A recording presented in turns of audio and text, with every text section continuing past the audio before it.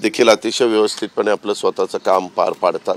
असं असताना तिथं जी काही घटना घडली त्याच्यामुळे एवढ्यांच्यावर ॲक्शन घेण्यात आलेली आहे असं माझ्या माहितीप्रमाणे मला जी माहिती मिळाली त्या आधारे मी तुमच्याशी बोलतो। दादा 27 तारखेपासून शेतकरी राम मंदिराला तुम्हाला आमंत्रण आलंय का आणि तुम्ही जाणार आहात? मला अजूनपर्यंत आमंत्रण आलेलं नाही।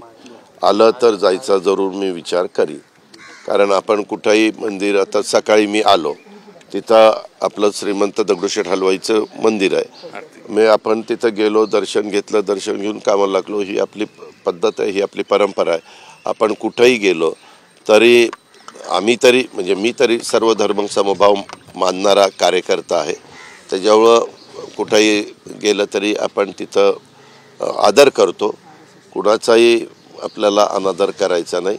प्रत्येकाची भक्ती असते, प्रत्येकाचे कुठं ना कुठं एक त्यांना मनापासून वाटतं, श्रद्धा असते, त्या श्रद्धेला कुठेही आपल्याला दुखवायचं नाही। दादा आरक्षणाची जातनीय जनगणनेला विरोध आहे आणि सगळ्यांची मागणी तीच आहे, मग मार्ग नाही रे बाबा, तुला दुसरी बातमी ऐकतच नाही। त्यांनी सांगितलं ना की आमची मागणार ते घेतले पाहिजे, जनगणना जातनीय झालं की नाही। नितीन गडकरी काल म्हटले की कोण कुठल्या पक्षात सध्या जाईल तो त्यांचा अधिकार आहे।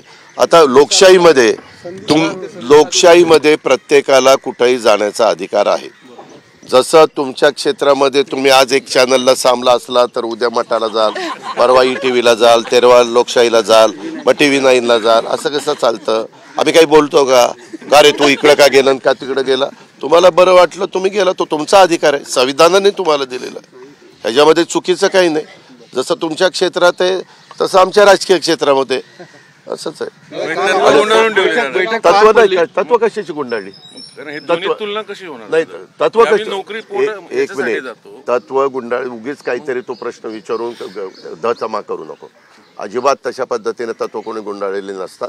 आजपर्यंत तू जर देशाचं स्वातंत्र्य मिळाल्यापासूनचा इतिहास बघितला तर वेगवेगळ्या पद्धतीनं वेगवेगळ्या घटना घडल्या।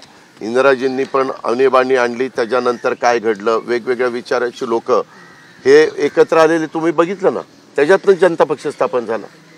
त्यावेळेस तत्व कुठे गेलेली होती? त्यावेळेसची राजकीय परिस्थिती बघून निर्णय जगाच्या पातळीवर पण घेतले जातात, देशाच्या पातळीवर पण घेतले जातात, राज्याच्या पातळीवर पण घेतले जातात आणि कॉर्पोरेशनच्या पातळीवर पण घेतले जातात। अशी कितीतरी उदाहरणं आहेत। आता त्या गोष्टीला त्यांना तो अधिकार आहे, संविधानाने दिलेला आहे, घटनेने, कायद्याने, नियमाने दिलेला आहे। त्याच्यामुळे त्या चौकटीमध्ये बसून त्यांनी त्यांचं काम करायला काहीच कुणाची हरकत नसली पाहिजे। दादा काल बैठक पार पडलेली आहे, कशाची? अजित पवार गटाच्या सगळ्या पदाधिकाऱ्यांची। अजित पवार गटाची नाही, राष्ट्रवादी काँग्रेस पक्षाची। नाही तर तुम्ही कोण ठरवणार? आम्ही म्हणतो तेच खरा। काय लोकसभेचं काय कशा पद्धतीने आम्ही करू ना, मी कालच सांगितलं त्या संदर्भात आम्ही भाजप, शिवसेना आणि राष्ट्रवादी काँग्रेस पक्ष जे वरिष्ठ नेतेगण एकत्र बसतील आणि मार्ग काढतील, काही अडचण येईल असं मला वाटत अजून योग्य उमेदवार दिला जाईल। तर अयोध्येतील सोहळ्याचं अद्यापर्यंत निमंत्रण नाही, निमंत्रण आल्यास जाण्याबाबत विचार करणार असल्याचं अजित पवारांनी म्हटलेलं आहे।